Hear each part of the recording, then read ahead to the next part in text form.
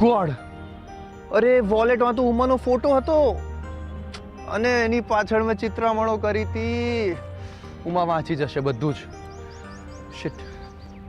વાંધો નહીં ગૌરવ, જે વાત હું પોતે નહોતો કહી શકતો એ વાત હવે આ ફોટો કહી દેશે અને 1-2 દિવસમાં તો એનો નિર્ણય પણ આવી જશે. માસીબા, આમાં તો ઘણા રૂપિયા છે, પણ ધૂળ તેલનો ડબ્બો આવે અને આમાં બીજા બધા કાગળિયા પણ છે. અરે માસીબા, આમાં તો એમની દીકરીનો ફોટો રાખ્યો છે. Hi, good morning. Hi, what a pleasant surprise. તું મારા ઘરે? અરે એકચ્યુઅલી મારું પેલું વોલેટ લેવા આવ્યો છું.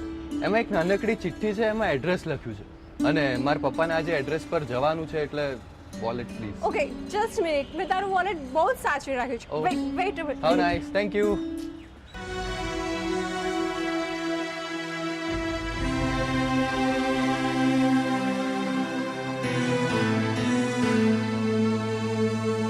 ગૌરવ, આ ક્યારનું ચાલે છે? નવમા, આ વાત તે મને કરી કેમ નહીં? અને તમે બંને આ વાત મારાથી છુપાવી કેમ? ગૌરવ, તારે પૂછું છું કે ગૌરવ અને ઉમા એકબીજાને પસંદ કરે છે અને લગ્ન પણ કરવાના છે. દીકરી તો બિચારી કઈ બોલી નથી શીખવાની, પણ આ ફોટો જ બધું કહી દે છે. કઈ સમજાયું કે ફરીથી સમજાવું? હા ભાઈ સાહેબ, બધું જ સમજી ગઈ.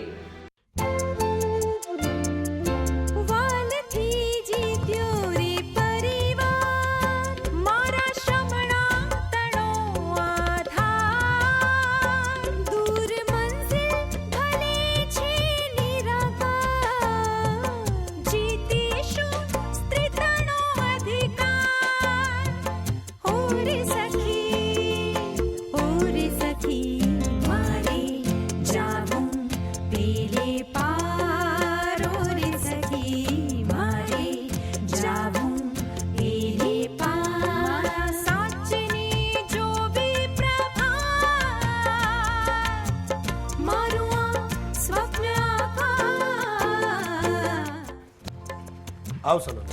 એક મિનિટ કાર્તિક, આ તો મોમે કહ્યું છે એટલે હું આવી, બાકી તો આવવાની જ નહોતી. ખબર છે મને. ચાલ. ઓકે.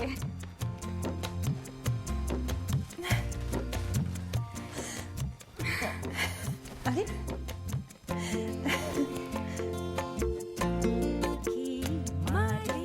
મારા ઘરની વહુની આંખોમાં આંસુ કેમ? જુવાનીની ઉંમરમાં થઈ ગયેલી ભૂલને હું સમજી શકું છું. પ્રેમ જેવા શબ્દની લાગણી એક ચંચળ છોકરીના મનને મહાસાગર સુધી તાણી જાય છે અને ભૂલાવી દે છે પિયરની પાળ. પણ બેટા, તમે બંને જણા આ ભૂલને ભૂલાવીને નવેસરથી જીવનની શરૂઆત કરવા જઈ રહ્યા છો ને, એ જ બહુ મોટી વાત છે. અરે તમે જોજો તો ખરા, ધામધૂમથી લગ્ન કરીને હું તને આ ઘરમાં લાવીશ. યોગીની, સલોનીને આપણું ઘર બતાવ. કેમન ભાભી, પહેલા આપણે કિચનમાં જઈએ, પછી મોમ ડેડના રૂમમાં, પછી મારા રૂમમાં અને લાસ્ટમાં ભાઈના રૂમમાં, એટલે કે તમારા રૂમમાં. 2-3 દિવસમાં તો હળી મળી જશે, પણ તું એનું ધ્યાન રાખજે, કારણ કે શરમના કારણે કશું બોલશે નહીં. તને કહું છું, પાગલ, ક્યાં જોવે છે તું? મોમ, મારે એને આઘાતમાંથી બહાર લાવવી છે. મારી કરેલી ભૂલનો પસ્તાવો કરવો છે મારે. Thank you mom. તે મને જાણ્યું, મારા મનને જાણ્યું. આઈ લવ યુ મોમ. બેટા, એક માં એના દીકરાને નહીં ઓળખી શકે તો બીજું કોણ ઓળખવાનું છે? હા, ચાલ હવે સલોનીની સાથે જઈને બેસ, એને આપણા ઘરમાં એકલું લાગતું હશે અને થોડી વારમાં પપ્પા પણ આવી જશે. ઓકે? Yes mom.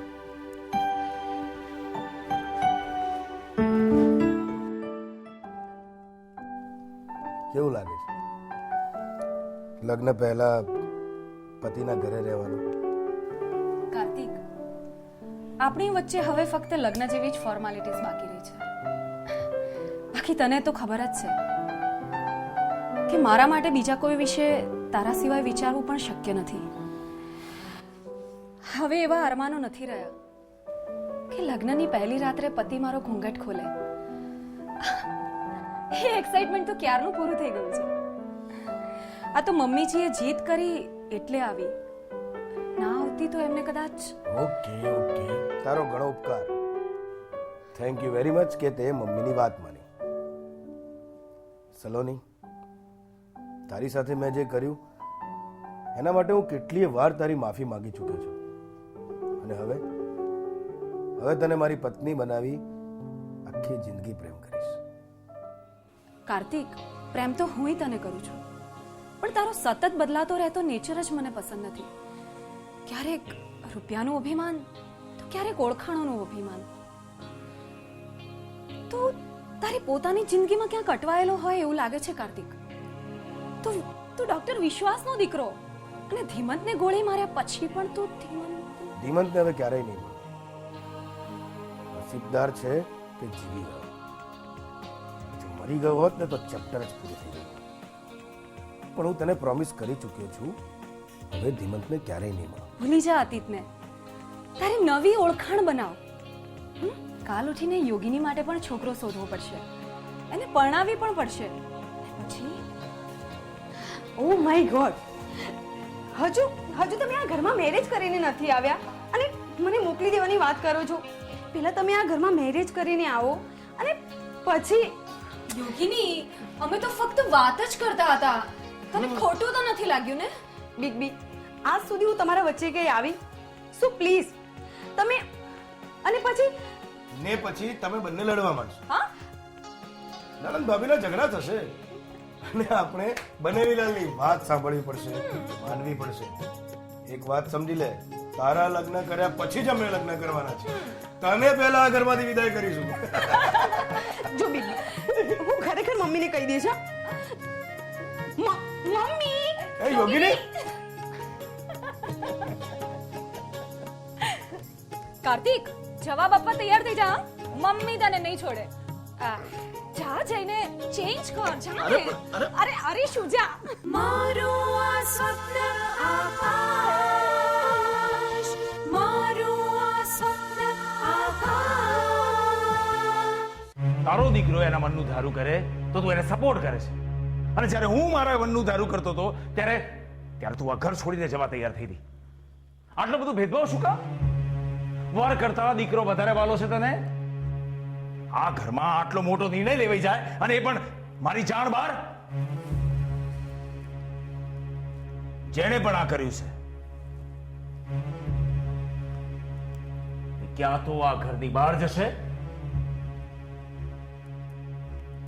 અથવા તો પછી 21 રસગુલ્લા ખાશે.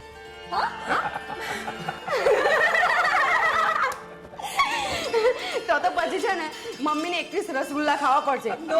ના,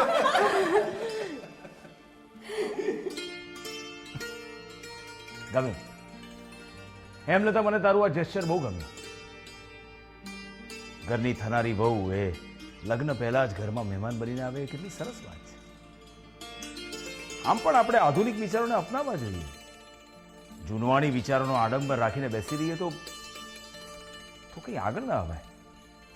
સો સલોની બેટા, welcome to our Desai family. બેટા, આ ઘરમાં બધું જ ચાલશે, પણ જો સંસ્કારો તોડ્યા છે તો તમારે બંને જણાએ આ ઘરની બહાર જવું પડશે, ગેસ્ટ હાઉસમાં. અરે પણ સલોની 3-4 દિવસ મારી સાથે આ ઘરમાં રહેશે. આપણે આજે ને આજે બધું કહી દઈશું તો પછી કાલે એની સાથે શું વાત કરીશું ને એ વિશે વિચારવું પડશે. એક કામ કરો, તમે બધા શાંતિથી પહેલા જમી લો. પણ હા, કાલે સલોની આપણને રસોઈ બનાવીને જમાડશે. તો ચાલો હું પણ ઉમાને ઇન્વાઇટ કરી લઉં અને બધા સાથે મળીને સાથે જમીશું. સલોની ભાભીના હાથની રસોઈ બધા ટેસ્ટ કરીશું. બરાબર ને મોમ? સલોની, યાદ છે એક દિવસ હું તારા ઘરે આવી હતી, પણ તારા મામાના સ્વભાવના કારણે મારી તારી સાથે બહુ વાત નહોતી થઈ અને તું ચા બનાવવાના બાને છટકી ગઈ હતી. પણ આજે તારે મને પ્રોમિસ આપવાનું જ છે કે કાલે તું અમને બધાને રસોઈ બનાવીને જમાડશે.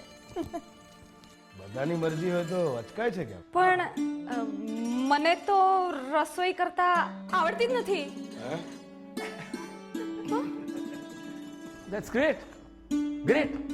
તું એક કામ કર બેટા, તું એમ નતા પાસે રસોઈ શીખી લે, એને રસોઈ બનાવતા શીખવાડ. અમને લોકોને એક ફાયદો થઈ જશે, અમને આખી જિંદગી એક જ ટેસ્ટની રસોઈ ખાવા મળશે.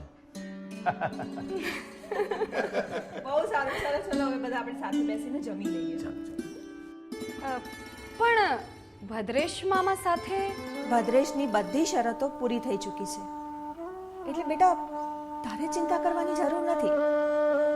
અને હું જાણું છું મા બાપ વગરની દીકરી કેવી રીતે મોટી થાય છે. એના મનમાં કેટલા ભાર હોય છે.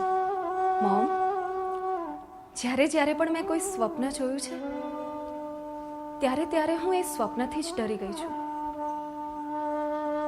ક્યારે એ સ્વપ્ન પૂર્ણ થશે એની તો ક્યારેય આશા પણ નહોતી રાખી. મારો કાર્તિક સાથેનો પરિચય પણ એક સ્વપ્ન જ હતું ને, પણ એ ક્યારે સાચા પ્રેમમાં બદલાઈ ગયું એની મને ખબર જ ના પડી. સત્ય શું છે એ તો તમે સૌ જાણો જ છો ને. હું મારા જીવનમાં હંમેશા એકલી જ જીવી છું. અસત્યને જાણવા છતાં પણ હું એનો વિરોધ નથી કરી શકી. એટલે જ તો કદાચ આ ઘરમાં સમય કરતા મોડી પહોંચી છું.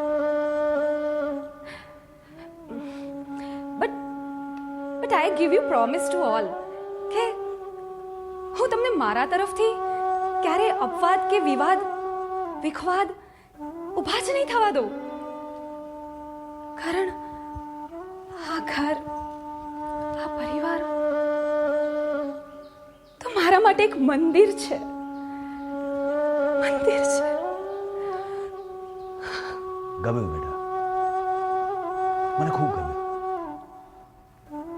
જે રીતે ઈશ્વર આગળ ભક્ત એના મનની બધી વાતો કરી નાખતો હોય છે ને, અત્યારે એમ તું બોલી રહી છે. બેટા, તે વાત શરૂ જ કરી છે તો મને વાત પૂરી કરવા. માણસ એના સ્વભાવનો ગુલામ ના હોવો જોઈએ. સ્વભાવ અને સિદ્ધાંતમાં ફેર હોવો જોઈએ. સાચું કહું તો અનુભવથી જ માણસ ઘડાતો હોય છે. એ ઘડતરથી એના ઘડપણ સુધી પહોંચતો હોય છે.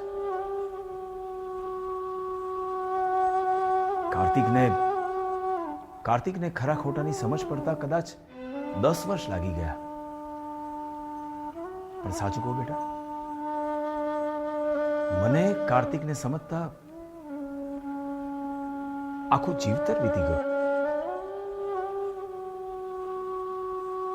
બેટા, આ બધામાં કેન્દ્ર સ્થાને જો કોઈ હોય ને તો એક જ વ્યક્તિ છે, એ છે હેમલતા. બસ હવે બહુ લેક્ચર નહીં આપો. છોકરી ડિસ્ટર્બ થઈ જશે.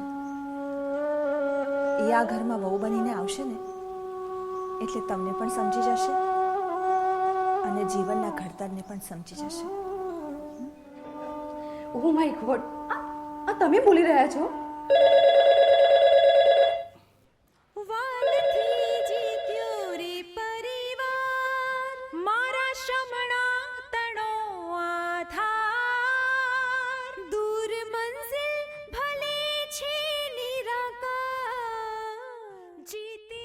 હું જે વિચારું છું એ કણ છે, પણ આ રણમાં ગુલાબ ખીલવવા માટે મારે આજથી જ પ્રયત્ન કરવા પડશે.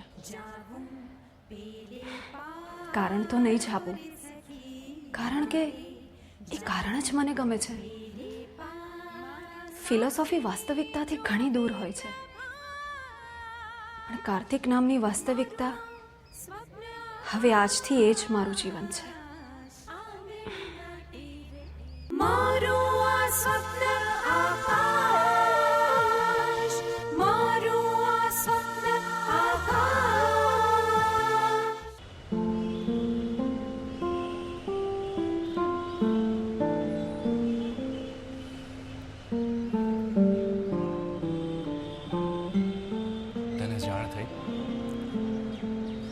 પૂછીને શું ફાયદો? એકચ્યુઅલી ઉમા હું થોડો અચકાતો હતો. કેમ? પૂછી લીધું હોત તો શું વાંધો હતો?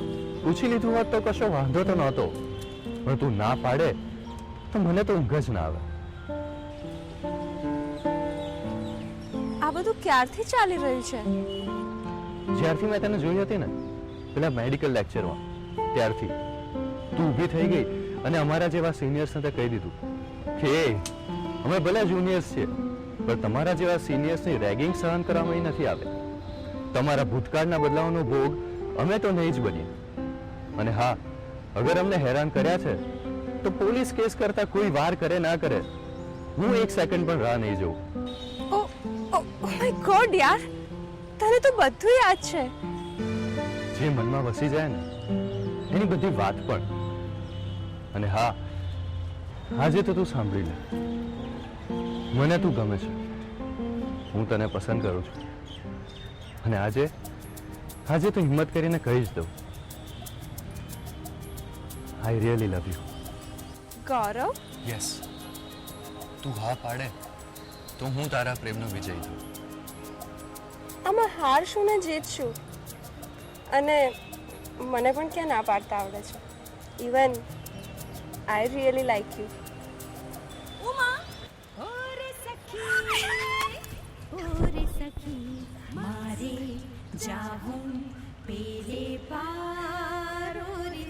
પણ હું હવે એને કઈ નહીં કહું. ઉમા, આઈ લવ યુ.